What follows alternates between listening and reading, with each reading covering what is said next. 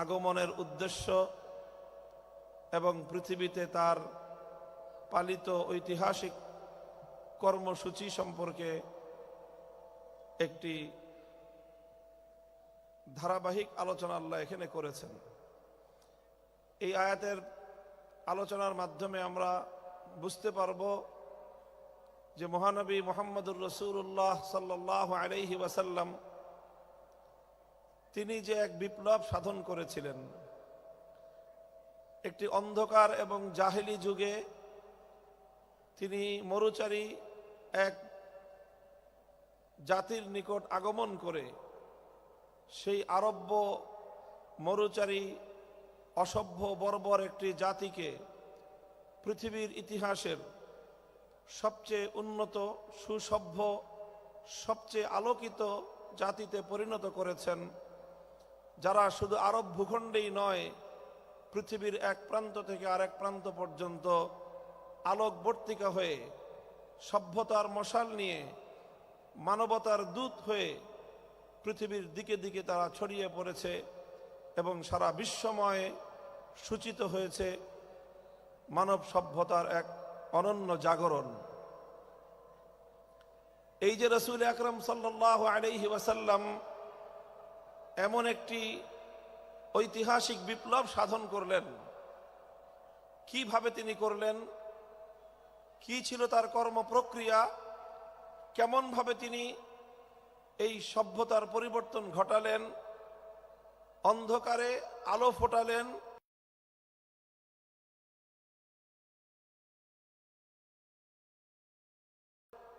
বর্বরতার জায়গায় ইনসানিয়ত এবং মানবতার ফুল বাগিচা তৈরি করলেন, তার একটি ধারাবাহিক কর্মসূচির বিবরণ কোরআনে পাকের সূরাতুল জুমার মধ্যে আল্লাহ আলোচনা করেছেন।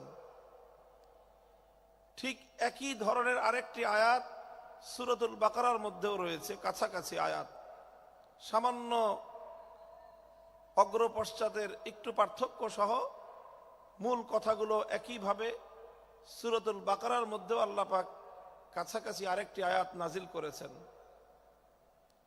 সেখানে আল্লাহ বলেছেন, রব্বানা ওয়াবআস ফীহিম রাসূলাম মিনহুম ইয়াতলু আলাইহিম আয়াতিকা ওয়া ইউআল্লিমুহুমুল কিতাবা ওয়াল হিকমাতা ওয়া ইউযাক্কিহিম ইন্নাকা আনতাল আজিজুল হাকীম। এই আয়াতটি অবতীর্ণ হয়েছে খলিলুল্লাহ ইব্রাহিম আলাইহিস সালাতু ওয়াস সালামের দোয়া হিসাবে, অর্থাৎ তিনি একটি দোয়া করেছিলেন আল্লাহর কাছে। সেই দোয়ার ভাষ্য আল্লাহ পাক রব্বুল আলামিন উদ্ধৃতি আকারে সূরাতুল বাকারার মধ্যে ইব্রাহিম আলাইহিস সালাতু ওয়াস সালামের ইতিহাস বর্ণনার প্রসঙ্গে আল্লাহ আলোচনা করেছেন। তাও আরেকটি ঐতিহাসিক প্রেক্ষাপটে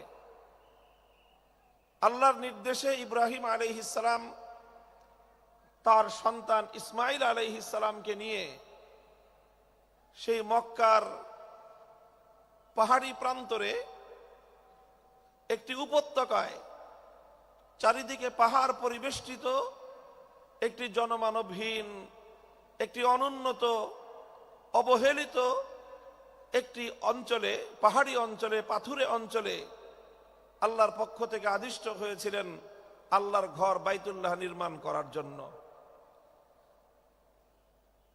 বিওয়াদিন গায়রি যি যারইন, এমন একটি উপত্যকা যেখানে কোনো ফল ফসল হয় না, যেখানে কোনো ফুল ফোটে না, যেখানে কোনো বৃক্ষলতা গজায় না, অর্থাৎ মানুষকে আকৃষ্ট করার মতো সেখানে কিছুই নেই। একটি খুবই ক্ষুদ্র জনবসতি, তাও অতি সম্প্রতি যেই জনবসতিটা গড়ে উঠেছে, এমন একটি অনুন্নত, জনবিচ্ছিন্ন, অনুন্নত একটি জনবসতিতে আল্লাহ পাক নির্দেশ দিলেন সেখানে যেন আল্লাহর ঘর নির্মাণ করা হয়, এবং সেই ঘরটিকেই আল্লাহ পাক রব্বুল আলামিন অনাগত ভবিষ্যতে সারা পৃথিবীর জন্য সেন্টার পয়েন্ট হিসেবে, সারা পৃথিবীর মার্কাজ হিসেবে আল্লাহ সেটাকে বিশ্ববাসীর জন্য গ্রহণযোগ্য করবেন এবং সারা পৃথিবীর নেতৃত্ব প্রদান করা হবে এই বাইতুল্লাহ থেকে, আল্লাহর ঘর থেকে। এবং সারা দুনিয়ার মানুষের কেন্দ্রবিন্দুতে পরিণত হবে এই ঘর। আল্লাহ পাক সেই ঘর নির্মাণ করার নির্দেশ দিলেন তার খলিলকে। স্বাভাবিকভাবেই খলিলুল্লাহ ইব্রাহিম আলাইহিস সালাতু ওয়াস সালামের কাছে এটা একটা বিস্ময় ছিল যে এমন একটা জনপদ, যেই জনপদে না আছে মানুষ, না আছে মানুষকে আকৃষ্ট করার মতো কোনো জিনিস, সেই জনপদের জনবিচ্ছিন্ন একটি পাহাড়ে পাথুরে ভূমিতে এই ঘরটি নির্মাণ করা হলে সেই ঘর কিভাবে সারা দুনিয়ার মানুষের জন্য কেন্দ্রে পরিণত হবে, কিভাবে? এটাকে কেন্দ্রে পরিণত করতে হলে প্রয়োজন হবে এখানে কেন্দ্রীয় কিছু কর্মসূচির, যেই কর্মসূচির মাধ্যমে আল্লাহর ঘর বাইতুল্লাহ সারা পৃথিবীর মানুষের জন্য কেন্দ্রে পরিণত হবে। এখানে একটা মার্কাজ গড়ে উঠবে। আর সেটা গড়ে উঠবার জন্য ইব্রাহিম আলাইহিস সালাতু ওয়াস সালাম বুঝতে পেরেছিলেন যে একটি মার্কাজ, একটা সেন্টার গড়ে উঠবার জন্য প্রয়োজন হলো একজন কেন্দ্রীয় ব্যক্তিত্বের। এই জন্য ইব্রাহিম আলাইহিস সালাতু ওয়াস সালাম আল্লাহর কাছে দোয়া করলেন বাইতুল্লাহ নির্মাণ করে, যে আল্লাহ, এই ঘর তোমার ঘর কাবা, এই কাবা সারা দুনিয়ার মানুষের কেন্দ্রবিন্দুতে যদি পরিণত হতে হয়, তাহলে এখানে তুমি এমন একজন মহামানব পাঠাও, যেই মহামানব তার কর্মসূচির মাধ্যমে সারা দুনিয়ার মানুষকে বাইতুল্লাহর দিকে আকৃষ্ট করবে এবং বাইতুল্লাহর দিকে সারা পৃথিবীর মানুষের মন, মস্তিষ্ক এবং তাদের মনোযোগকে নিবিষ্ট করবে, আকৃষ্ট করতে পারবে। তখন ইব্রাহিম আলাইহিস সালাম আল্লাহর কাছে দোয়া করলেন, হে আল্লাহ, তুমি একজন মানুষ এখানে পাঠাও, একজন মহামানব তুমি পাঠাও, একজন রসুল তুমি পাঠাও, যেই রসুলের কিছু কর্মসূচির কথা ইব্রাহিম আলাইহিস সালাম উল্লেখ করেছেন। ইব্রাহিম আলাইহিস সালাম তার দোয়ার মধ্যে যেই রসুলের জন্য তিনি কামনা ব্যক্ত করেছেন, দোয়া করেছেন আল্লাহর কাছে, সেই রসুলের জন্য তিনি 4টি কর্মসূচি এবং 4টি বৈশিষ্ট্যের কথা উল্লেখ করেছেন। বিস্ময়কর বিষয় হলো ইব্রাহিম আলাইহিস সালাতু ওয়াস সালাম যেই 4টি বৈশিষ্ট্যের কথা উল্লেখ করেছিলেন, তার দোয়ার মধ্যে তার সেই কামনীয় মহান রসুলের জন্য 6000 বছর পরে আল্লাহ পাক রব্বুল আলামিন যখন সেই মক্কার মাটিতে, সেই মক্কার ভূখণ্ডে, সেই বাইতুল্লাহর নগরে তিনি যখন ইব্রাহিম আলাইহিস সালামের দোয়ার সেই স্বপ্ন পুরুষ মুহাম্মদুর রাসূলুল্লাহ সাল্লাল্লাহু আলাইহি ওয়াসাল্লামকে আল্লাহ নবুয়ত দিয়ে প্রেরণ করলেন, তখনও আল্লাহ পাক রব্বুল আলামিন এই মহান নবীর কর্মসূচি হিসেবে সেই 4টি বিষয়কেই উল্লেখ করলেন, যেই 4টি বিষয়কে উল্লেখ করে 6000 বছর আগে ইব্রাহিম আলাইহিস সালাম এরকম একজন মহামানব পাঠানোর জন্য আল্লাহর কাছে আকুতি জানিয়েছিলেন।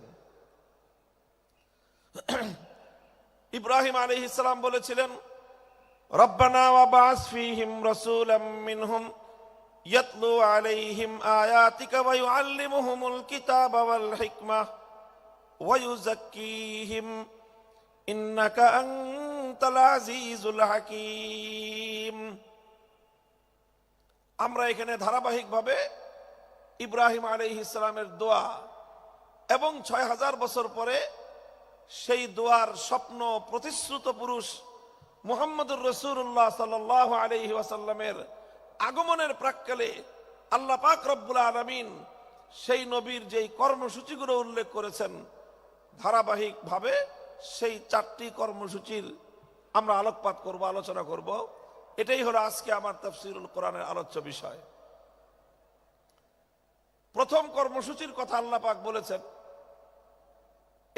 আরেকটি গুরুত্বপূর্ণ এখানে পয়েন্ট হলো আলোচনার, যেই 4টি কর্মসূচির কথা ইব্রাহিম আলাইহিস সালামের দোয়ার মধ্যেও এসেছে এবং সেই দোয়ার বাস্তবায়ন যখন আল্লাহ ঘটিয়েছেন, কবুল করেছেন, কবুল করে তার বাস্তবায়ন ঘটানোর সময় নবীকে আল্লাহ পাঠিয়ে যেই কর্মসূচিগুলির কথা বলেছেন, 4টি কর্মসূচি, এই 4টি কর্মসূচি একটি বিষয়কে কেন্দ্র করে আবর্তিত হয়েছে, আর সেই বিষয়টি হলো মহাগ্রন্থ আল কোরআনুল কারীম। কোরআনকে কেন্দ্র করেই আল্লাহ নবীর বৈপ্লবিক সকল কর্মসূচি নিবিষ্ট হয়েছে, কেন্দ্রীভূত হয়েছে। মূল হলো কোরআন, কিতাবুল্লাহ। এই কিতাবুল্লাহকে কেন্দ্র করেই রাসূলুল্লাহ তিনি তার যাবতীয় কর্মসূচি পালন করেছেন, তিনি তার যাবতীয় কর্মকাণ্ড পরিচালনা করেছেন, তিনি তার বিপ্লব সাধন করেছেন। সুতরাং রাসূলুল্লাহর আনিত মহান বিপ্লবের কেন্দ্রীয় পয়েন্ট হলো, কেন্দ্রীয় বিষয় হলো কিতাবুল্লাহ। মুহতারাম হাজিরিন, আলোচনার শুরুতেই আমি স্পষ্ট ভাষায় বলে দিতে চাই এবং আমার সম্মুখে উপস্থিত লাখো জনতার এই মজমাকে আমি লক্ষ্য করে বলতে চাই, আজও যদি গুণে দ্বারা এই সমাজকে পরিবর্তন করতে হয়, একবিংশ শতাব্দীর আধুনিক শক্তিমান এই জাহেলিয়াত আর এই বর্বরতাকে যদি নির্মূল করে সত্যিকার মানবতার ফুলবাগান তৈরি করতে হয়, কিতাবুল্লাহকে কেন্দ্র করে রাসূলুল্লাহর আনিত অনুসৃত নীতি এবং আদর্শের মাধ্যমে সেটা সম্ভব।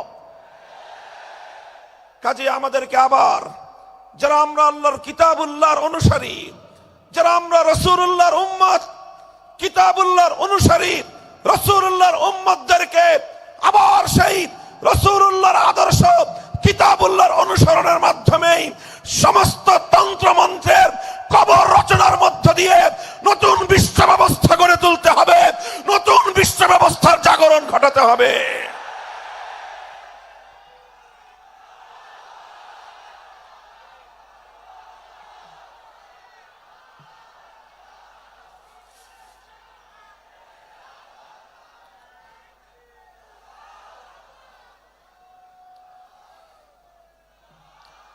মুহতারাম হাজিরিন, রাসূল আকরাম সাল্লাল্লাহু আলাইহি ওয়াসাল্লাম যেই 4 কর্মসূচির মাধ্যমে পৃথিবীর আমূল পরিবর্তন ঘটিয়েছিলেন, আমি আবারও স্মরণ করিয়ে দিচ্ছি। নবীজির 4টি কর্মসূচিরই কেন্দ্রবিন্দু ছিল কোরআন, কিতাবুল্লাহ। কিতাবুল্লাহকে কেন্দ্র করে রাসূলুল্লাহর সারা জীবনের সমস্ত দায়িত্ব পালিত হয়েছে।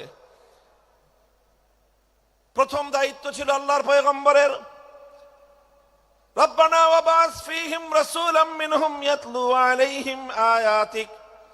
1 নম্বর দায়িত্ব ছিল আল্লাহর মহান কিতাব কিতাবুল্লাহ, কোরআনে কারীমকে তেলাওয়াত করে শোনানো, কোরআনের তেলাওয়াতের সুমধুর ঝংকার তুলে এই মানবতার হৃদয় গহীনের মধ্যে, মানুষের হৃদয় গহীনে বিপ্লবের বীজ অঙ্কুরিত করা, বিপ্লবের বীজ রোপণ করা, জাহেলিয়াতের বিরুদ্ধে আলোর বিচ্ছুরণ ঘটানোর জন্য অন্ধকারের কুহেলিকা ভেদ করে আলোর বিচ্ছুরণ ঘটানোর জন্য মুহাম্মদুর রাসূলুল্লাহ সাল্লাল্লাহু আলাইহি ওয়াসাল্লাম সর্বপ্রথম যেই কর্মসূচি আল্লাহর পক্ষ থেকে প্রাপ্ত হলেন, সেই কর্মসূচির নাম হলো তেলাওয়াতে কিতাবুল্লাহ, তথা আল্লাহর কোরআনে পাকের তেলাওয়াতের মূর্ছনার মাধ্যমে, কোরআনে পাকের তেলাওয়াতের ঝংকারের মাধ্যমে সমস্ত জাহেলিয়াত এবং অন্ধকারের ভীত শুদ্ধ প্রকম্পন তৈরি করা। প্রথম দায়িত্ব ছিল তেলাওয়াতে কিতাবুল্লাহ, আল্লাহর কোরআনের তেলাওয়াত, কোরআনের রিসাইটিং, কোরআনের রিডিং পড়া, কোরআনের পাঠ। এক কথায় বলতে গেলে তেলাওয়াত কিতাবিল্লাহ। আমাদেরকে খুব ভালো করে বুঝতে হবে বিষয়টা, যে কোরআনে পাকের তেলাওয়াত এটা একটা স্বয়ং সম্পন্ন কর্মসূচি। বিপ্লবের, আল্লাহর নবীর এই মহান পরিবর্তন, এই ইনকিলাব, এই বিপ্লবের মূল এবং সর্বপ্রথম বুনিয়াদী কর্মসূচি ছিল আল্লাহর কোরআনের তেলাওয়াত। কোরআনে পাকের তেলাওয়াত এটি একটি, আবারও বলছি, স্বয়ং সম্পন্ন কর্মসূচি। স্বয়ং সম্পন্ন কর্মসূচির অর্থ হলো যে কোরআনের তেলাওয়াত করাটাই একটা লক্ষ্য বস্তু। এমনকি একজন মানুষ যদি কোরআনের অর্থ নাও বুঝে, কোরআনের অর্থ যদি সে নাও বুঝে, তবুও কোরআনে পাকের তেলাওয়াত এর যে গুরুত্ব, এর যে তাৎপর্য বিন্দু পরিমাণ ক্ষুণ্ণ হয় না। কোরআনের তেলাওয়াত এটাই আল্লাহ রাসূল সাল্লাল্লাহু আলাইহি ওয়াসাল্লামের একটি পূর্ণাঙ্গ কর্মসূচি ছিল। পৃথিবীতে একমাত্র কিতাব, একমাত্র গ্রন্থ যার রিসাইটিং এবং যার তেলাওয়াত এটি একটি বড় ধরনের প্রভাব তৈরি করতে পারে। পৃথিবীর অন্য কোন গ্রন্থ, অন্য কোন কিতাবের অর্থ না বুঝে পাঠ করা, অর্থ না বুঝে সেটি পড়া, এর কোনো প্রভাব নাই। সেটা যে কোনো বিষয়বস্তুর গ্রন্থ হোক, বই হোক। আপনি দর্শনের বই, সাহিত্যের বই, সায়েন্সের বই, মেডিকেলের যত বইপত্র এগুলো পড়েন, যে কোনো একজন পাঠক যদি পড়ে আর যদি সে তার মর্ম না বুঝে, তার অর্থ না বুঝে, তাহলে সাহিত্যের বই পাঠ করে মর্ম না বুঝলে সাহিত্যের কিছুই শিখতে পারবে না। দর্শনের বই না বুঝে পড়লে কোনো লাভ নাই। সায়েন্স বিজ্ঞানের বই না বুঝে পড়লে কোনো লাভ নাই। মেডিকেলের বই না বুঝে পড়লে কোনো উপকারিতা হবে না, এক্সেপ্ট আল কোরআনুল করিম। পৃথিবীতে একমাত্র কিতাব কোরআনে পাক, যে কোরআন না বুঝে পড়লেও সেই কোরআন মানুষের হৃদয়ের মধ্যে তার অ্যাকশন এবং তার প্রভাব তৈরি করে থাকে। কোরআনে পাকের তেলাওয়াতের মধ্যে আল্লাহ পাক রব্বুল আলামিন সেই মাহাত্ম্য রেখেছেন, সেই তাৎপর্য রেখেছেন। আমরা তাফসীর, হাদিস, তাফসীর এবং সিয়ারুস সাহাবা, সাহাবায়ে কেরামের জীবনীতে তার অসংখ্য দৃষ্টান্ত খুঁজে পাই। আবু বকর সিদ্দিক রাদিয়াল্লাহু তাআলা আনহুর জীবনীতে, ইতিহাসের কিতাবে একটি ঘটনা লিপিবদ্ধ হয়। হযরত আবু বকর রাদিয়াল্লাহু আনহু একবার তিনি মক্কা ছেড়ে চলে যাচ্ছেন। পথিমধ্যে আরবের একজন প্রভাবশালী গোত্রীয় নেতা, প্রধান, ইবনুদ দাগিনাহ তার নাম, তার সঙ্গে দেখা। ইবনুদ দাগিনা জিজ্ঞাসা করলেন, আবু বকর কোথায় যাও? তিনি বললেন যে মক্কায় আর আমার থাকার উপায় নেই। মক্কার মানুষ আমাকে চরম উত্ত্যক্ত করেছে, আমাকে অনেক আমার অমর্যাদা করেছে, আমার উপর নির্যাতন চালিয়েছে, কাজে আমি আর মক্কায় থাকবো না, আমি মক্কা ছেড়ে চলে যাচ্ছি। ইবনুদ দাগিনা বলল যে আবু বকর, তোমার মতো মানুষ যদি মক্কা থেকে চলে যায়, তোমার মতো সোনার মানুষ, তোমার মতো নরম এবং মানুষের কল্যাণকামী মানুষ, পরোপকারী একজন মানুষ যদি মক্কা থেকে চলে যায়, তাহলে মক্কার জন্য এটা একটা কলঙ্কের জনক অধ্যায় হবে। আরবের লোকেরা বলবে যে মক্কার মানুষ ভালো না, আবু বকরের মতো একজন সোনার মানুষ তাদের সাথে থাকতে পারে না। সুতরাং তোমার মক্কা ছেড়ে চলে যাওয়া চলবে না, তুমি আমার সাথে চলো। আমি দায়িত্ব গ্রহণ করছি যে মক্কায় তোমাকে কেউ কোনো ধরনের ডিস্টার্ব করবে না, তোমাকে কেউ উৎপাত করবে না, আমি তার দায়িত্ব নিচ্ছি। ইবনুদ দাগিনা আবু বকর সিদ্দিক রাদিয়াল্লাহু তাআলা আনহুকে নিয়ে মক্কায় আসে। মক্কার লোকজনদেরকে ডাক দিয়ে বলে, তোমরা আবু বকরের সঙ্গে কেন দুর্ব্যবহার করো? কেন তোমরা আবু বকরকে উত্ত্যক্ত করো? কেন তার উপর নির্যাতন চালাও? আবু বকর যদি তোমাদের মক্কা ছেড়ে চলে যায়, সেটা হবে মক্কার মানুষের জন্য, মক্কার জন্য চরম অসম্মানের একটা বিষয়, মক্কার বাসীর জন্য এটা হবে একটা বদনামের কারণ। সুতরাং আবু বকরকে তোমরা উত্ত্যক্ত করো না, তাকে তোমরা নির্যাতন চালিও না, আবু বকরকে তার মতো মক্কায় থাকতে দাও।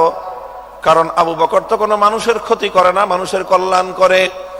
নিজে আহার না খেয়ে অনাহারী মানুষের মুখে আহার তুলে দেয়, মানুষের সে কল্যাণ সাধন করে। মক্কার লোকেরা তখন জবাব দিল যে আবু বকর যদি মক্কায় থাকতে চায় থাকুক, আমাদের কোনো আপত্তি নাই। এমনকি আবু বকর আমাদের বাপ দাদার ধর্ম ত্যাগ করে মুহাম্মাদের ধর্ম গ্রহণ করেছে, এই ব্যাপারেও আমরা আর আপত্তি করব না। মুহাম্মাদের ধর্ম ত্যাগ শুধু গ্রহণ করেছে তাই নয়, বরং সে মুহাম্মাদের ধর্ম মানুষের মধ্যে প্রচার করবার জন্য কাজ করে, সেটাও না হয় আমরা মেনে নিলাম। কিন্তু আবু বকরকে যদি মক্কায় থাকতে হয়, আমাদের শুধুমাত্র একটি শর্ত মানতে হবে।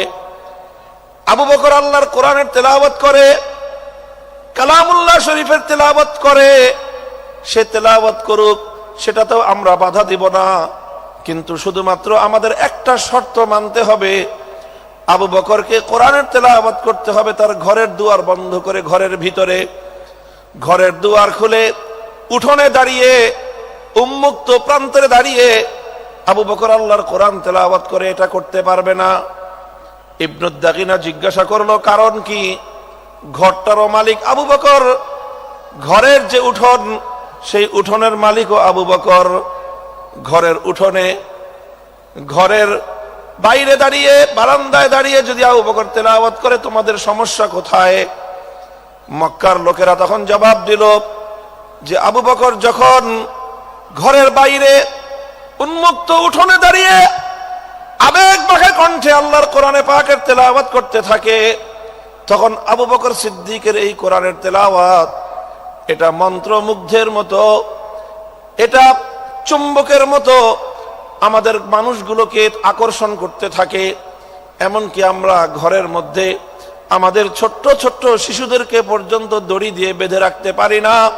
বাদ ভাঙ্গা জোয়ারের মতো আবু বকরের কোরআনের তেলাওয়াত এটা লোহাকে যেমন চুম্বক আকর্ষণ করে টেনে নেয়, আবু বকরের তেলাওয়াতে কোরআন এভাবেই আমাদের ছোট ছোট ছোট শিশু বাচ্চাদেরকে, আমাদের ছোট ছোট শিশুদেরকে পর্যন্ত আবু বকরের দিকে, কোরআনের তেলাওয়াতের দিকে আকৃষ্ট করে টেনে নিয়ে আসে। কোরআন তেলাওয়াত করুক, আপত্তি নাই, কিন্তু এমন ভাবে তেলাওয়াত করতে হবে যেন আমাদের মানুষের কর্ণকুহরে কোরআনের তেলাওয়াতের আওয়াজ পৌঁছতে না পারে। মুহতারাম হাজিরিন, ইতিহাস বলে এভাবেই শুধু আল্লাহর কোরআনের তেলাওয়াত এটাই সর্বপ্রথম মক্কার কায়েমি স্বার্থবাদীদের জাহিলিয়াতের বীজ শুদ্ধ কাঁপিয়ে দিয়েছিল। কোরআনের তেলাওয়াতের মধ্যে আল্লাহ পাক রব্বুল আলামিন সেই অ্যাকশন এবং সেই প্রভাব রেখে দিয়েছেন, সেই তাসির রেখে দিয়েছেন। বলেন সুবহানাল্লাহ। আজ কোরআনে পাকের তেলাওয়াত আমরা ছেড়ে দিয়েছি, ভুলে গিয়েছি। খুবই স্বল্প পরিমাণ মানুষ উম্মতের মধ্য থেকে আল্লাহর কোরআনে পাকের বিশুদ্ধ তেলাওয়াত করতে পারে। কোরআনের সেই তেলাওয়াতের সেই পরিবেশ আবার জিন্দা করা চাই। যারা ইসলামী সমাজ গঠন করতে চায়, যারা জাহিলিয়াতকে দূর করে, অন্ধকারকে তিরোহিত করে আলোক বর্তিকা প্রজ্বলিত করতে চাই, দিকে দিকে মানুষের কানে কানে প্রতিটি ঘরে ঘরে আল্লাহর কোরআনের তেলাওয়াতের সুরের মূর্ছনায় এই জাহিলিয়াতের কবর রচনা করবার বিপ্লব শুরু করতে হবে।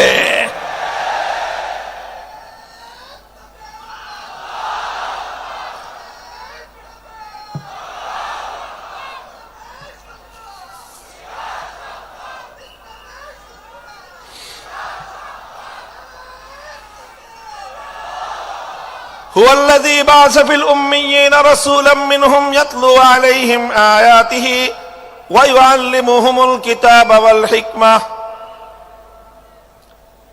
নবী আকরাম সাল্লাল্লাহু আলাইহি ওয়াসাল্লামের এক নম্বর কর্মসূচি ছিল তেলাওয়াতে কালামে পাক, তেলাওয়াতে কিতাবুল্লাহ। আলহামদুলিল্লাহ, আজকের সমাজেও মাদ্রাসাগুলোর মধ্যে, শিক্ষা প্রতিষ্ঠানগুলোর মধ্যে, বিশেষ করে মক্তব এবং তাহফিজুল কোরআন বিভাগ, হিফজ বিভাগে এই বিশুদ্ধ তেলাওয়াতের চর্চা চলছে। আমরা আজকের এই 5ই আগস্ট পরিবর্তিত বিপ্লবোত্তর বাংলার এই মাটিতে একটা স্পষ্ট আহ্বান জানাতে চাই, একটা দাবি তুলতে চাই। গোটা বাংলার 18 কোটি তাওহীদি জনতার এক কণ্ঠে আওয়াজ তুলতে চাই। আমাদের জাতীয় শিক্ষা ব্যবস্থায় প্রতিটি স্কুলে, প্রাইমারি স্কুলে আমার সন্তানদেরকে জাতীয় শিক্ষা ব্যবস্থার অন্তর্ভুক্ত করে বিশুদ্ধ কোরআন তেলাওয়াত শিক্ষার ব্যবস্থা করতে হবে। যদি স্কুলগুলোতে আমাদের সোনামণিদেরকে আল্লাহর কোরআনের সঠিক শিক্ষা, তেলাওয়াত শিক্ষা দেওয়া শুরু হয়, এই আমার বাংলাদেশকে আর কোন শক্তি বিপথগামী করতে পারবে না, বিপথগামী করতে পারবে না ইনশাআল্লাহ।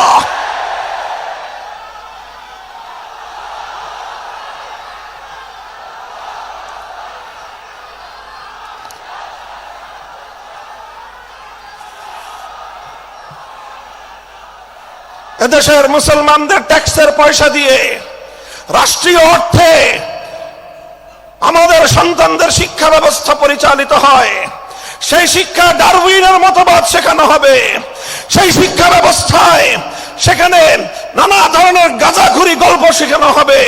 সেখানে বিবর্তনবাদের মতো চরম বিতর্কিত অগ্রহণযোগ্য মতবাদ শিক্ষা দেওয়ার নামে সভ্য যুগে অসভ্যতা এবং বর্বরতার শিক্ষা দেওয়া হবে। ট্রান্সজেন্ডারের মতো চরম বিতর্কিত শিক্ষা দেওয়া হবে। সেখানে বৈষম্যের মতো এই সকল শিক্ষা দীক্ষার মাধ্যমে একটি অসভ্য পাশ্চাত্যের উলঙ্গ অর্ধ উলঙ্গ সমাজ তৈরি করার যে অপচেষ্টা নতুন বাংলাদেশ সেটা বরদাস্ত করবে না, সেটা বরদাস্ত করা যাবে না।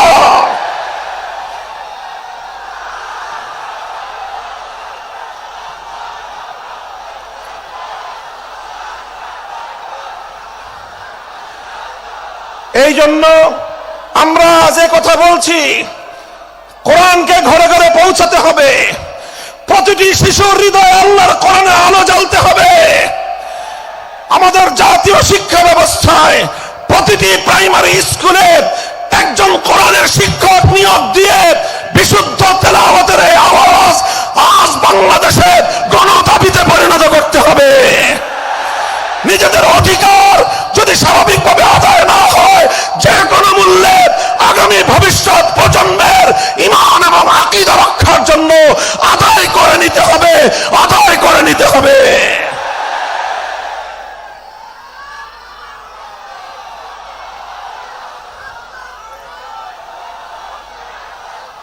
মুহতারাম হাজিরিন, এখানে বিভিন্ন শ্রেণী পেশার মানুষ রয়েছেন।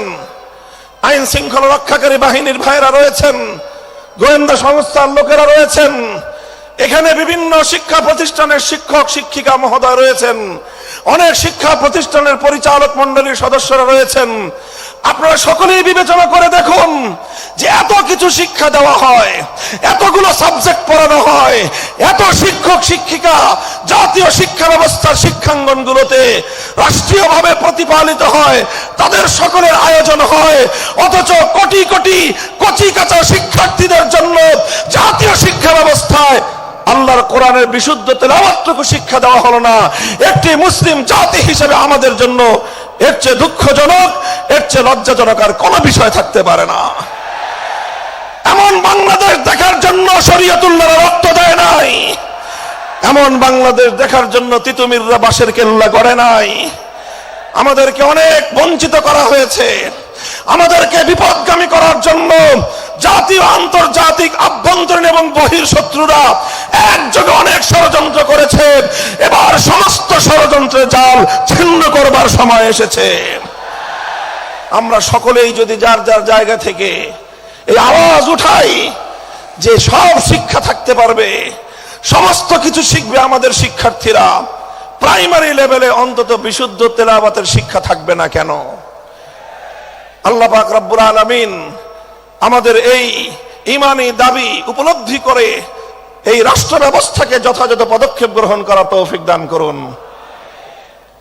এটা ছিল প্রথম কর্মসূচির কথা বলছিলাম। ইয়াতলু আলাইহিম আয়াতিক, এমন একজন পয়গম্বর যে পয়গম্বরের প্রথম কর্মসূচি হবে আল্লাহর কোরআনকে তেলাওয়াত করে শোনানো, কোরআনে পাকের রিসাইটিং, কোরআনের পাঠ, কোরআনের রিডিং পড়ে শোনানো। এটাই হলো একটা বৈপ্লবিক কর্মসূচি। রাসূল আকরাম সাল্লাল্লাহু আলাইহি ওয়াসাল্লামের দ্বিতীয় কর্মসূচির কথা আল্লাহর কোরআন বলছে, ওয়া ইউআল্লিমুহুমুল কিতাব, যে কোরআনের তেলাওয়াত হলো, যে কোরআন পড়ে শোনানো হলো। এক নম্বর কর্মসূচির মাধ্যমে কোরআনকে তেলাওয়াত করে মানুষের কানে কানে পৌঁছে দেয়া হলো। এরপরে দ্বিতীয় কর্মসূচির শুরু হলো। দ্বিতীয় কর্মসূচিটা হলো ওয়া ইউআল্লিমুহুমুল কিতাব, যে কোরআনকে তুমি তেলাওয়াত করেছো, ওগো আমার নবী, এবার এ জাতিকে তুমি কোরআনে পাকের মর্ম বোঝাও, কোরআনের অর্থ বোঝাও, কোরআনের উদ্দেশ্য বোঝাও, কোরআনের ব্যাখ্যা বোঝাও। তাফসীরের মাধ্যমে মানুষের কাছে আল্লাহর মেসেজ এবং আল্লাহ পাকের পয়গামগুলো বিশ্ব মানব জাতির কাছে তুলে ধরো।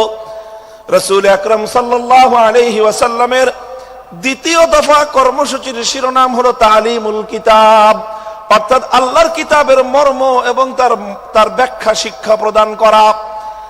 আল্লাহর নবী পবিত্র কোরআনে পাককে এভাবেই ব্যাখ্যা করে শিখিয়েছেন, মানুষকে বুঝিয়েছেন, কোরআনের অর্থ বুঝিয়েছেন। কোরআনের এক একটা শব্দ শব্দ করে আল্লাহর নবী এই উম্মতের সামনে তার মর্ম ব্যাখ্যা করেছেন। আল্লাহর নবী কোরআনে পাককে বোঝাতে গিয়ে যেই কথাগুলো বলেছেন, কিয়ামত পর্যন্ত আল্লাহর নবীর সেই কথাগুলোই হাদিসে রাসূল হিসেবে উম্মতে মুহাম্মাদিয়ার কাছে সংরক্ষিত এক মহান মূল্যবান আমানত। তিনি কোরআন শিক্ষা দিয়েছেন, কোরআনের মর্ম বুঝিয়েছেন, কোরআনের ব্যাখ্যা বুঝিয়েছেন। আল্লাহ পাক রব্বুল আলামিন মানব জাতিকে লক্ষ্য করে কি মেসেজ পাঠিয়েছেন, কি বার্তা তিনি দিয়েছেন, সেই বার্তা আর আল্লাহর সেই পয়গামগুলো নবী আকরাম সাল্লাল্লাহু আলাইহি ওয়াসাল্লাম মানুষকে বুঝিয়েছেন। এটা হলো আল্লাহর নবীর 2 নম্বর কর্মসূচি। 1 নম্বর কর্মসূচির শিরোনাম হলো তেলাওয়াতে কিতাব। সবাই বলেন, 1 নম্বর কর্মসূচি হলো তেলাওয়াতে কিতাব। বলেন 1 নম্বর কর্মসূচি কি? 2 নম্বর কর্মসূচি হলো তালিমে কিতাব। বলেন 2 নম্বর কর্মসূচি কি? তালিমে কিতাব। 1 নম্বর ছিল তেলাওয়াতে কিতাব, 2 নম্বর হলো তালিমে কিতাব। তেলাওয়াতে কিতাবের অর্থ হলো শুধু কোরআন পড়া, বুঝুক বা না বুঝুক কোনো সমস্যা নাই, বুঝে পড়লেও সওয়াব হবে, না বুঝে পড়লেও সওয়াব হবে, বুঝে পড়লেও হৃদয়ে প্রভাব তৈরি করবে, না বুঝে পড়লেও হৃদয়ে প্রভাব তৈরি করবে। আল্লাহর কোরআন একমাত্র গ্রন্থ যার প্রতিটি অক্ষরের মধ্যে আল্লাহ পাক রব্বুল আলামিন এক অসাধারণ এবং এক অসম্ভব রকম শক্তি দিয়ে আল্লাহ প্রতিটি অক্ষরকে নাজিল করেছেন। 2 নম্বর তেলাওয়াত, 2 নম্বর কর্মসূচি হলো তালিমে কিতাব। 1 নম্বর কর্মসূচির মাধ্যমে যে কোরআনকে তেলাওয়াত করা হলো, 2 নম্বর কর্মসূচির মাধ্যমে এবার সেই কোরআনের মর্ম এবং তার ব্যাখ্যা শিক্ষা দেওয়া হবে। আল্লাহর রাসূল সাল্লাল্লাহু আলাইহি ওয়াসাল্লাম উম্মতকে 23 বছরে একটা একটা অক্ষর করে তার মর্ম শিক্ষা দিয়েছেন। সাহাবায়ে কেরাম আল্লাহর নবীর কাছ থেকে কোরআনের মর্মগুলো শিখেছেন শুধুমাত্র আরবি ভাষার মাধ্যমে। আরবের সাহাবীরা আল্লাহর কোরআনকে যথাযথ বুঝতে পারেন নাই, আরবি ভাষার মাধ্যমে অনেক জায়গায় তারা উল্টো বুঝেছেন। আল্লাহর উদ্দেশ্য তারা উদ্ধার করতে পারেননি, আল্লাহর মর্ম তারা উপলব্ধি করতে পারেননি। বরং আল্লাহর কোরআনের অর্থ বুঝতে গিয়ে সাহাবায়ে কেরামকে, আরবের মানুষকে প্রতিটি পদে পদে আল্লাহর পয়গম্বর মুহাম্মদুর রাসূলুল্লাহ সাল্লাল্লাহু আলাইহি ওয়াসাল্লামের দ্বারস্থ হতে হয়েছে। আর আল্লাহর নবী প্রতিটি আয়াতকে উম্মতের সামনে এভাবে ব্যাখ্যা করে করে বুঝিয়ে দিয়েছেন। বুঝা গেল কথা? আপনারা রিপ্লাই দিয়েন, কথা বুঝতে পারলেন? তাহলে কোরআনে পাকের রাসূলুল্লাহ সাল্লাল্লাহু আলাইহি ওয়াসাল্লামের 1 নম্বর কর্মসূচি ছিল তেলাওয়াতে কিতাব। 2 নম্বর কর্মসূচি কি ছিল? তালিমে কিতাব। কি ছিল? তালিমে কিতাব। এটা ছিল 2 নম্বর কর্মসূচি। তালিমে কিতাবের অর্থ হলো আল্লাহ যা কিছু বলেছেন তার মর্ম, তার উদ্দেশ্য, তার ব্যাখ্যা, এটাকে এক্সপ্লেইন করে, এটাকে বিস্তারিত বিবরণের মাধ্যমে মানুষকে বুঝিয়ে দেওয়া, উম্মতকে বুঝিয়ে দেয়া, আল্লাহর বান্দাদেরকে বুঝিয়ে দেয়া। আল্লাহ এজন্যই বলেছেন, وَأَنزَلْنَا إِلَيْكَ الذِّكْرَى لِتُبَيِّنَ لِلنَّاسِ مَا نُزِّلَ إِلَيْهِمْ وَلَعَلَّهُمْ يَتَفَكَّرُونَ। ওগো আমার নবী, আমি আমার এই মহাগ্রন্থ কোরআনে পাক আপনার কাছে নাজিল করেছি। পাহাড়ের উপর আমি অবতীর্ণ করি নাই, আসমানের উপর আমি অবতীর্ণ করি নাই, বাইতুল্লাহর উপর আমি অবতীর্ণ করি নাই, অন্য কোন কিছুর উপর আমি আমার এই কোরআনকে অবতীর্ণ করি নাই। আমার এই কোরআন আমি আপনার নিকট এজন্যই নাজিল করেছি কারণ আপনার ব্যাখ্যা ছাড়া এই উম্মত এবং এই বিশ্ববাসী আল্লাহর কালামকে পরিপূর্ণভাবে এর অর্থ কোনদিন এর অর্থ বুঝতে পারবে না, এর মর্ম উদ্ঘাটন করতে পারবে না। এজন্য নবীর 2 নম্বর কর্মসূচি হলো কোরআনে পাকের ব্যাখ্যা বুঝানো। তিনি আলহামদুলিল্লাহ সেই ব্যাখ্যা বুঝিয়েছেন, তিনি সেই মর্ম শিখিয়েছেন। আলহামদুলিল্লাহ আজও উম্মতের মধ্যে কোরআনের অর্থ বোঝানোর প্রক্রিয়া অব্যাহত আছে। মাদ্রাসা শিক্ষার মাধ্যমে এদেশের সোনার সন্তানদেরকে 10 বছরের দীর্ঘ কারিকুলামের মাধ্যমে কোরআনের ব্যাখ্যা শেখানো হয়। 5 বছরের কারিকুলামের মাধ্যমে তাদেরকে কোরআনের তেলাওয়াত শেখানো হয়েছে। এরপরে 10 বছরের শিক্ষা কারিকুলামের মাধ্যমে তাদেরকে কোরআনের ব্যাখ্যা শেখানো হয়। আর এভাবে ওলামায়ে কেরাম তাফসীর গ্রন্থ লিখে কোরআনে পাকের অনুবাদ গ্রন্থ লিখে মানুষের কাছে কোরআনের পয়গাম পৌঁছে দেওয়ার মাধ্যমে কোরআনের ব্যাখ্যা এবং মর্ম জাতির কাছে পৌঁছে দেওয়ার চেষ্টা করেছেন। আর এই রকম বাংলার প্রত্যন্ত অঞ্চলে, গ্রাম বাংলার শহর নগর বন্দরে তাফসীরুল কোরআন মাহফিলগুলোর মাধ্যমে এ জাতির সোনার সন্তান, এ জাতির শ্রেষ্ঠ সন্তান আলেম সমাজ এভাবেই শতাব্দী কাল পর্যন্ত এদেশের মানুষের কাছে কোরআনের বাণী, কোরআনের পয়গাম পৌঁছে দেওয়ার জন্য তাফসীরুল কোরআন মাহফিলগুলোর আয়োজন করছেন। এটা গেল দ্বিতীয় দফা কর্মসূচি। কাজেই কোরআনের মর্ম বোঝার দরকার আছে না নাই? এটা বড় আশ্চর্যজনক বিষয়, বড় দুঃখজনক মর্মান্তিক একটা বিষয় আছে। বহু মানুষ, বহু ভাই বোন আমাদের মাঝে এমন খুঁজে পাওয়া যাবে, অনেক কিছু তারা পড়াশোনা করেছেন জীবনে, অনেক পড়াশোনা করেছেন, রাজনীতি নিয়ে পড়াশোনা করেছেন, অর্থনীতি নিয়ে পড়াশোনা করেছেন, সাহিত্য নিয়ে পড়াশোনা করেছেন, দর্শন নিয়ে পড়াশোনা করেছেন। নভেল নাটক পড়ার তো কোনো ইয়ত্তা নাই। কত ধরনের পড়াশোনা, একাডেমিক পড়াশোনা, একাডেমির বাইরে বিভিন্ন পাঠ্যপুস্তকের বাইরে কত কিছুর পড়াশোনা অনেক মানুষ আমরা করি। কিন্তু বহু মানুষ, আল্লাহর অনেক এমন বান্দা, আল্লাহর নবীর এমন অনেক উম্মত রয়ে গিয়েছে, জীবনের 60, 70, 80 বছর বয়সে অন্তত একবারের জন্য হলো আল্লাহর কোরআনের সূরাতুল ফাতিহার আলহামদুলিল্লাহ থেকে সূরাতুন নাসের মিনাল জিন্নাতি ওয়ান নাস পর্যন্ত পূর্ণ কোরআনে পাকের ব্যাখ্যা তো দূরের কথা, অনুবাদটুকু একবার কেউ পড়ে দেখে নাই। এমন মানুষ সমাজে আছে না নাই? বলেন আছে না নাই? আমি মনে করি যারা এই কাজটুকু আমরা করি নাই, তারা আমরা আল্লাহর পক্ষ থেকে আমাদের প্রতি নাজিলকৃত আল্লাহর সর্বশ্রেষ্ঠ নিয়ামত আল্লাহর কোরআন কিতাবুল্লাহর সঙ্গে আমরা বিশ্বাসঘাতকতা করেছি, চরম দায়িত্বহীনতার পরিচয় দিয়েছি। শপথ নিন, যারা অন্তত এই কাজটা করেননি, জীবনের অবশিষ্ট সময়ে হলেও ধাপে ধাপে প্রতিদিন 1 পৃষ্ঠা 2 পৃষ্ঠা, 1 রুকু 2 রুকু করে, 1 সূরা 2 সূরা করে, অল্প অল্প করে হলেও পূর্ণ কোরআনে পাকের ব্যাখ্যা না পড়তে পারেন, অন্তত গ্রহণযোগ্য নির্ভরযোগ্য কোন ব্যক্তির, আলেমের লিখিত কোরআনের অনুবাদ অন্তত একবার পড়বো। আমরা পড়বো তো সবাই ইনশাআল্লাহ? কারা কারা পড়বেন বলেন তো? আল্লাহ পাক কবুল করেন।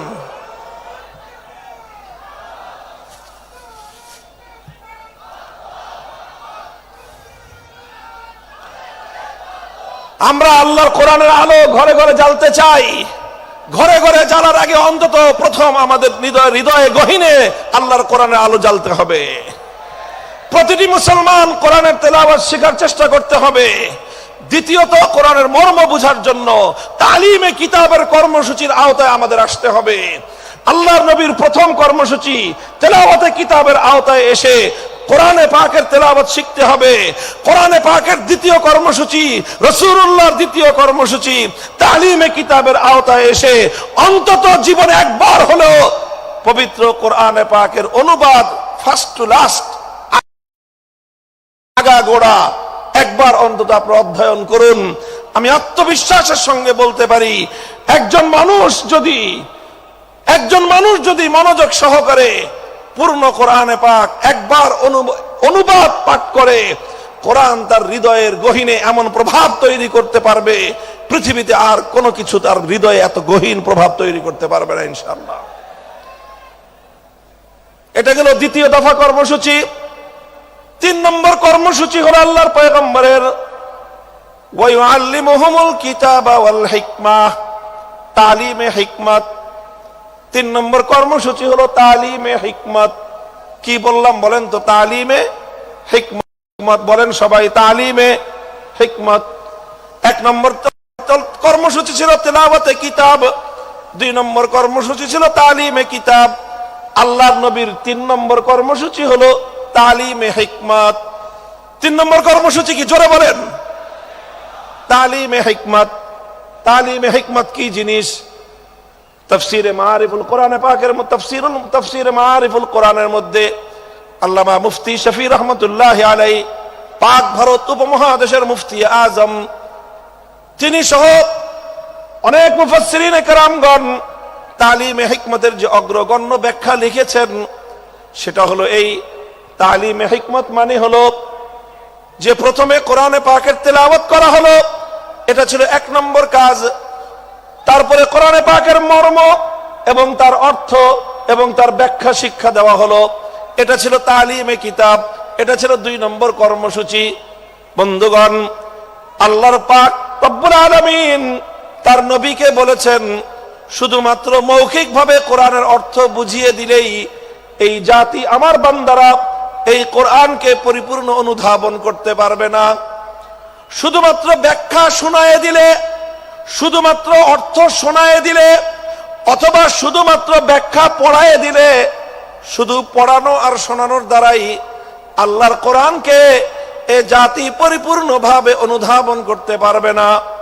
বরং কোরআনে পাক এটাকে যদি এ জাতির কাছে পরিপূর্ণভাবে উপস্থাপন করতে হয়, আল্লাহর বান্দাদেরকে যদি কোরআনে পাক পরিপূর্ণভাবে বোঝাতে হয়, তাহলে কোরআনের মর্ম বলার পাশাপাশি যেই কাজটা করতে হবে সেটা হলো পবিত্র কোরআনে পাককে যথাযথভাবে এর যেই সকল বিষয়গুলোর সাথে প্র্যাকটিসের সম্পর্ক রয়েছে, সেই বিষয়গুলিকে আল্লাহর নবী প্র্যাকটিক্যাল বাস্তবায়ন করে দেখায় দেওয়া, এটার নামই হলো তালিমে হিকমত। অর্থাৎ কোরআন এটা শুধুমাত্র থিওরিটিক্যাল কোনো গ্রন্থ নয়, এটার থিওরি যতটা উপলব্ধি করতে হয়, থিওরিগুলো যতটা আত্মস্থ করতে হয়, থিওরিটা যতভাবে বুঝতে হয়, পাশাপাশি কোরআনকে বুঝতে হলে তার তৃতীয় যে কর্মসূচি সেটা হলো প্র্যাকটিক্যাল ভাবেই কোরআনকে বুঝতে হবে। আপনারা যারা জেনারেল শিক্ষায় শিক্ষিত, বিশেষ করে যাদের সায়েন্স ব্যাকগ্রাউন্ড, তারা খুব ভালো করে জানেন যে সায়েন্সের বিশেষ করে এই যে আপনার সায়েন্সের যে অনেকগুলো সাবজেক্ট রয়েছে, পদার্থবিজ্ঞান, তারপরে আরো অন্যান্য অনেকগুলো সাবজেক্ট, যেগুলো শুধুমাত্র বই পড়ায় দিলে শিক্ষার্থীরা পরিপূর্ণভাবে উপলব্ধি করতে পারে না, বরং তার প্র্যাকটিক্যাল করতে হয়। মেডিকেলে তো এই বিষয়টা আরো চরম ভাবে, এটা বাস্তব বিষয় যে মেডিকেলের কোনো বিষয় শুধুমাত্র শিক্ষক শিক্ষিকারা লেকচার দিয়ে স্টুডেন্টদেরকে বুঝিয়ে দিতে পারে না। শুধুমাত্র লেকচার শুনে, বই পড়ে কোন একজন ছাত্র কোনোদিন ডাক্তার হতে পারে না। লেকচার শুনতে হয়, বই এবং শীট পড়তে হয়, পাশাপাশি প্রত্যেকটা বিষয়ের জন্য এখানে প্র্যাকটিক্যাল করার জন্য ল্যাবরেটরি থাকে। এই যে এখানে আদ্দিন মেডিকেল কলেজে যান, আমি দেখেছি এটার পরিদর্শন করে, এখানে চমৎকার সব ল্যাবগুলো রয়েছে। প্রতিটি ক্লাসের, প্রতিটি বর্ষের শিক্ষার্থীদের জন্য প্রায় প্রতিটি ক্লাসের সাথে সাথে প্র্যাকটিক্যাল, হাতে কলমে মেডিকেল সায়েন্সের শিক্ষা দেওয়ার জন্য মানব দেহের অঙ্গ প্রত্যঙ্গের ডিটেলস বিবরণ হাতে কলমে আঙ্গুল দিয়ে প্র্যাকটিক্যাল দেখিয়ে দিয়ে একজন শিক্ষার্থীকে সেখানে শিক্ষা দেওয়া হয়। কথা বলেন ঠিক না বেঠিক? মেডিকেল সায়েন্স যতটা প্র্যাকটিক্যাল, কোরআনে পাক তার চেয়ে বেশি প্র্যাকটিক্যাল। কোরআন শুধুমাত্র অর্থ বুঝে, শুধু ব্যাখ্যা বুঝে আল্লাহর কোরআনের উপর পরিপূর্ণভাবে আমল করা কোশ্চিনকালেও সম্ভব নয়। এজন্য রাসূল আকরাম সাল্লাল্লাহু আলাইহি ওয়াসাল্লামের 3 নম্বর কর্মসূচি হলো তালিমে হিকমত। তালিমে হিকমতের অর্থ হলো তেলাওয়াতে কিতাবের মাধ্যমে যেই কোরআনের তেলাওয়াত হয়েছে, তালিমে কিতাবের মাধ্যমে যেই কোরআনের অর্থ এবং ব্যাখ্যা শিক্ষা দেওয়া হয়েছে, তালিমে হিকমতের মাধ্যমে সেই কোরআনে পাকের প্র্যাকটিক্যাল বিষয়গুলো বাস্তবে প্রতিফলিত করে, প্র্যাকটিক্যাল করে উম্মতকে দেখিয়ে দিতে হবে। এটা হলো তালিমে হিকমত। এবং নবী আকরাম সাল্লাল্লাহু আলাইহি ওয়াসাল্লাম তার জীবনের একটা গুরুত্বপূর্ণ অধ্যায় তালিমে হিকমতের মধ্যে কাটিয়েছেন, উম্মতকে প্র্যাকটিক্যাল শিখিয়েছেন। কোরআন কিভাবে শিখিয়েছেন যেমন উপলব্ধি করুন। দৃষ্টান্ত দিয়ে আমি বলছি সংক্ষেপে। আল্লাহ পাক কোরআনে আয়াত নাজিল করলেন, আকিমুস সালাত, সালাত কায়েম করো। আল্লাহর নবী প্রথমে তেলাওয়াত শোনালেন, আকিমুস সালাত ওয়া আতুজ যাকাত ওয়া আতিউল্লাহ ওয়া রাসূলহু। তেলাওয়াত শোনালেন, এক নম্বর কর্মসূচি পালিত হলো। তারপরে সালাতের মর্ম ব্যাখ্যা করে বোঝালেন যে সালাতের অর্থ কি। আল্লাহ নবী বুঝিয়ে দিলেন সালাতের অর্থ হলো এমন একটা ইবাদত যে ইবাদতের মধ্যে তাকবীরে তাহরিমা থাকবে, যে ইবাদতের মধ্যে সূরা ফাতিহার তেলাওয়াত থাকবে, যে ইবাদতের মধ্যে সূরা ফাতিহার পরে আরো কোরআনের তেলাওয়াত থাকবে, যে ইবাদতের মধ্যে রুকু থাকবে, রুকুর মধ্যে তাসবিহ থাকবে, তারপরে সাজদা থাকবে, সাজদার মধ্যে তাসবিহ থাকবে, তারপরে বৈঠক হবে, সেই বৈঠকের মধ্যে তাশাহুদ থাকবে। এইভাবে সালামের মাধ্যমে যে ইবাদতটা সমাপ্ত হবে, সালাতের দ্বারা সেই ইবাদত উদ্দেশ্য, সেই সালাতকে কায়েম করতে বলেছেন। কিয়ামের ইকামতের কি অর্থ আল্লাহর নবী তার সব কিছু ব্যাখ্যা করে বুঝিয়ে দিয়েছেন। এখানেই নবীজির দায়িত্ব শেষ হয়নি, বরং সালাত কিভাবে আদায় করতে হবে রাসূল আকরাম সাল্লাল্লাহু আলাইহি ওয়াসাল্লাম প্র্যাকটিক্যাল ভাবে সেটা উম্মতকে শিক্ষা দিয়েছেন। মদিনার মসজিদ নববীর মধ্যে তিনি মিম্বার স্থাপন করে সেই মিম্বারের উপর দাঁড়িয়ে রাসূলুল্লাহ সাল্লাল্লাহু আলাইহি ওয়াসাল্লাম 2 রাকাত নামাজ আদায় করেছেন।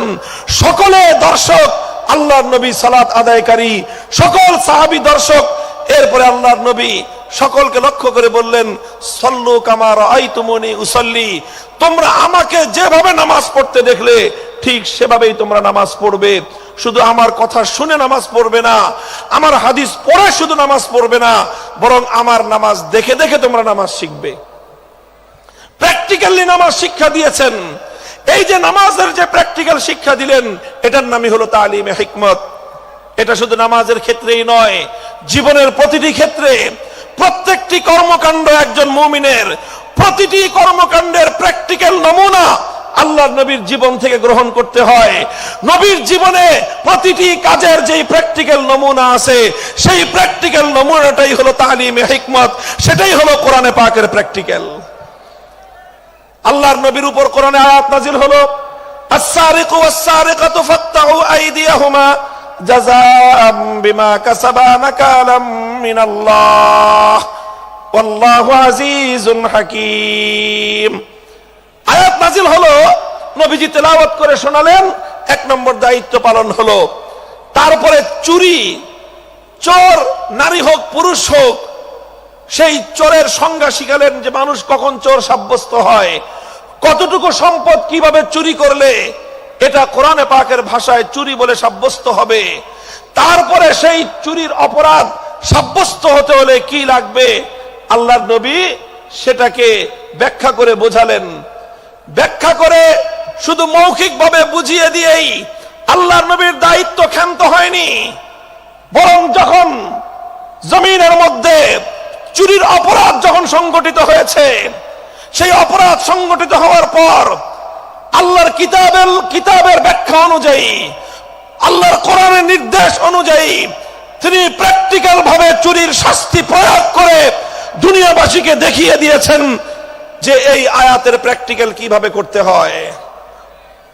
আল্লাহ বলেছেন, চোর যদি চুরি করে ধরা পড়ে, নারী হোক বা পুরুষ হোক, যদি সংরক্ষিত স্থান থেকে কোন মানুষ অন্যের অন্তত 10 দিরহাম মূল্যমানের কোন সম্পত্তি সংরক্ষিত স্থান থেকে যদি চুরি করে, আর সেই চুরির অপরাধ যদি যথাযথ নির্ভরযোগ্য সাক্ষীর মাধ্যমে আদালতের সামনে প্রমাণিত হয়ে যায়, ফাকতাউ আইদিয়াহুমা, নির্দেশ হলো আল্লাহর, তখন সেই চোর নারী বা পুরুষের হাত কেটে দাও। আল্লাহর নবী শুধুমাত্র কোরআনের এই আয়াতের তেলাওয়াত করে দায়িত্ব ক্ষান্ত করেননি, শুধু এই আয়াতের মর্ম বুঝিয়ে দায়িত্ব ক্ষান্ত করেননি, বরং যখন এই অপরাধ সংগঠিত হয়েছে, আল্লাহর নবী দ্বিধাহীন চিত্তে তিনি এই আয়াত প্রয়োগ করে দুনিয়াবাসীকে দেখিয়ে দিয়েছেন কিভাবে আল্লাহর আইন আল্লাহর জমিনে বাস্তবায়ন করতে হয়। বুখারী শরীফের হাদিসের কিতাবের মধ্যে বর্ণিত হয়, আল্লাহ নবী যখন মক্কা বিজয় করলেন, মক্কা বিজয়ের পর একটা চুরির ঘটনা ঘটলো মক্কা নগরীতে। চুরির ঘটনায় অপরাধী বলে চিহ্নিত হলো একজন সম্ভ্রান্ত মানুষ, একজন নারী মানুষ, মহিলা মানুষ। সে চুরি করে ধরা পড়েছে। নাম হলো তার ফাতেমা, গোত্র হলো তার বনু মখজুম। ফাতেমায়ে মখজুমিয়া বলা হয়। বনু মখজুম হলো আরবের কুরাইশ বংশের মধ্যে অত্যন্ত সম্ভ্রান্ত একটা পরিবার, যেই পরিবার থেকে স্বয়ং আল্লাহর নবীর দাদির জন্ম হয়েছিল, নবীর রক্তের সঙ্গে সংশ্লিষ্ট, নবীজির পরিবারের সদস্য, নবীর দাদির পরিবারের সদস্য ফাতেমায়ে মখজুমিয়া চুরি করে ধরা পড়লো। বুখারীর হাদিস, ফাফাজিয়া কওমুহা ইলা উসামাতা, কুরাইশের লোকজন তারা শঙ্কিত হয়ে গেল যে এখন তো মক্কায় আল্লাহর কোরআনের বিধান বাস্তবায়িত হয়েছে, খেলাফতের শাসন কায়েম হয়েছে, এখানে আল্লাহর নবী বিচার করে মেয়েটার হাত কেটে দিবেন।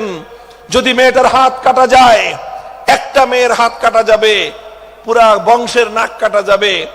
কাজেই তারা সকলেই বিষয়টা নিয়ে বিচলিত হয়ে পড়লো, কিভাবে এই মেয়ের উপর হাত কাটার শাস্তিকে প্রতিরোধ করা যায়।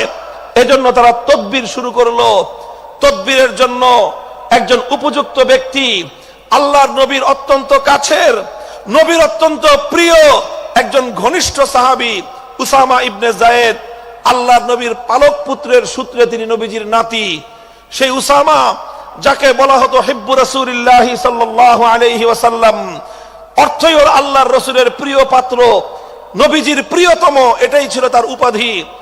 সেই কুরাইশ বংশের লোকজন, বনু মখজুম গোত্রের লোকজন উসামাকে এসে ধরলো, যাও মুহাম্মদ সাল্লাল্লাহু আলাইহি ওয়াসাল্লাম সম্পর্কে তোমার দাদা লাগে, তুমি তোমার দাদাকে গিয়ে বলো এই মেয়েটার জন্য হাত না কাটা হয়, কারণ এই মেয়েটা ওনার নিজের বংশের লোক। এই মেয়েটার যদি হাত কাটা যায়, পুরা কুরাইশ বংশের সম্মান ধুলোয় মিশে যাবে, স্বয়ং আল্লাহর নবী তার নিজেরও প্রেস্টিজের হ্যাম্পার হবে। কাজেই হাতটা যেন না কাটা হয়। উসামা ইবনে যায়েদ মুহাম্মদ সাল্লাল্লাহু আলাইহি ওয়াসাল্লামের কাছে গেলেন। তিনি গিয়ে সুপারিশ করলেন যে এমন একটা ঘটনা ঘটেছে, বিচার আসতেছে আপনার কাছে, এই মেয়েটার যদি হাত কাটেন তাহলে কিন্তু আপনার নিজের অসম্মান হবে, আপনার বংশের মান মর্যাদা ধুলোয় মিশে যাবে।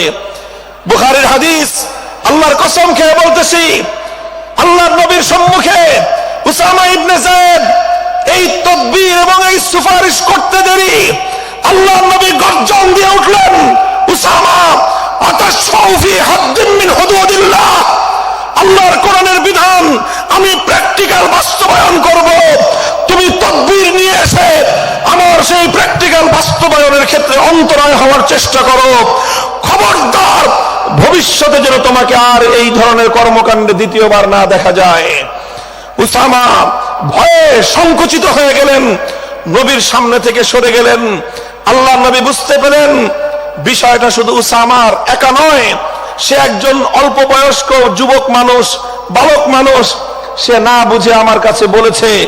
তাকে যারা প্রেরণ করেছে, গোটা এই মক্কার আমার গোষ্ঠী কুরাইশ বংশের লোকেরা, তাদের মধ্যে শতাব্দীকাল সহস্রাব্দীকাল ধরে যেই জাহিলিয়াত আর যেই কুসংস্কার গড়ে উঠেছে, সেই কুসংস্কারকে এই উসামার মাধ্যমে তারা বাস্তবায়ন করার চেষ্টা করেছিল। সুতরাং শুধু উসামাকে ধমক দিলেই চলবে না, গোটা মক্কাবাসীকে সংশোধন করতে হবে। ফালাম্মা কানাল আশিয়্যু, হাদিসের ভাষ্য, বিকাল বেলায় আল্লাহর নবী বাইতুল্লাহ শরীফের সামনে দাঁড়িয়ে, পবিত্র কাবার চত্বরে দাঁড়িয়ে জাতির উদ্দেশ্যে নবীজি ভাষণ দিলেন। মক্কা বিজয়ী মহাবীর আখেরি নবী বিশ্ব নবী মুহাম্মদুর রাসূলুল্লাহ সাল্লাল্লাহু আলাইহি ওয়াসাল্লাম, মক্কা রাষ্ট্রের রাষ্ট্রনায়ক, তিনি জাতির উদ্দেশ্যে ভাষণ দিচ্ছেন।